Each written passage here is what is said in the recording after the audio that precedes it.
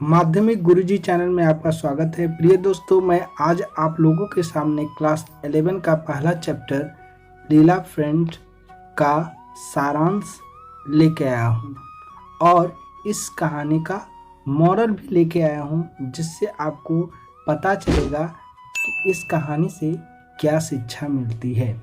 तो दोस्तों, पहले मैंने पूरा ही छोटे तरीके से मैंने सारांश तैयार किया है, सामने रख रहा हूँ।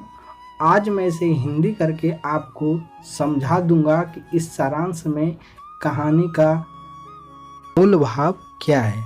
आप लोग ध्यान से इस वीडियो को देखिए। चलिए मैं इसका सारांश शुरू करता हूँ। इस कहानी में जो लीलास फ्रेंड है, इसका जो लेखक है, लेखक R.K. नारायणन जी हैं।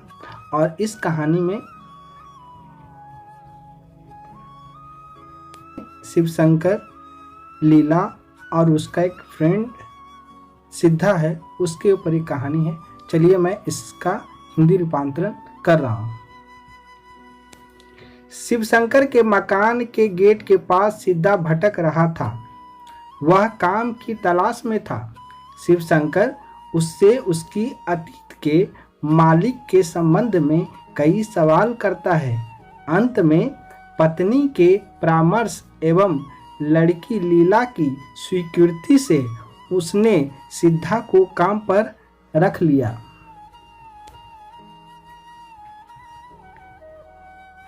लीला उसके साथ खेलती थी और उसके साथ बेहद प्रसन्न थी। वह सिद्धा को पढ़ाकर आनंद महसूस करती थी, लेकिन सिद्धा उसके प्रयास से तंग महसूस करता था। सिद्धा उसे रोचक कहानियां सुनाता था। एक दिन लीला का चैन खो पाया गया। जब सिद्धा से इस चैन के संबंध में पूछा गया तो उसका जवाब था कि उसे मालूम नहीं। पुलिस से बचने के लिए वह उस स्थान से गायब हो गया। शिव शंकर ने उसके विरुद्ध पुलिस में रपट दर्ज करा दी। पुलिस ने उसे बंदी बना लिया, लेकिन चैन का कोई सुराग नहीं मिला। कुछ दिन के बाद यह चैन लीला की मम्मी को रसोई घर में एक बर्तन में मिला। निर्दोष होने के बावजूद भी सिद्धा अपराधी समझा गया एवं उसे दोबारा काम पर नहीं रखा गया। इस कहानी का सारांश मैंने हिंदी में किया हूँ। नेक्स्ट पेज पे जाता हूँ। इसमें मैंने बताया है कि इस कहानी से हम लोगों को क्या शिक्षा मिलती है।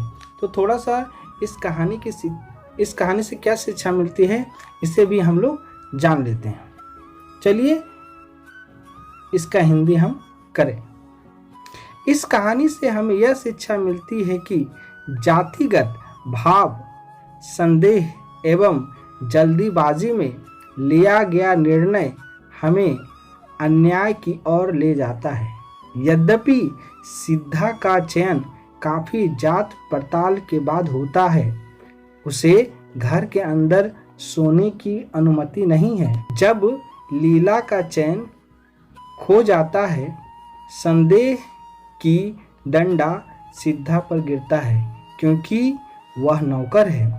लीला के माता पिता पुलिस को सूचित करते हैं ताकि उसे बंदी बनाया जा सके। निर्दोष होने के बावजूद भी वह बंदी बना लिया जाता है। यद्यपि रसोई में एक बर्तन से चैन प्राप्त हो जाता है, सिद्धा को पुनः काम पर नहीं लगाया जाता है, क्योंकि उसे अपराधी के रूप में देखा जाता है। सिद्धा के साथ जो अन्याय होता है, उसका कारण है जातिगत भावना, संदेह एवं जल्दीबाजी में लिया गया निर्णय। प्रिय दोस्तों, इस कहानी से हमें यही शिक्षा मिलता है कि कोई भी निर्णय जल्दीबाजी नहीं लेना चाहिए।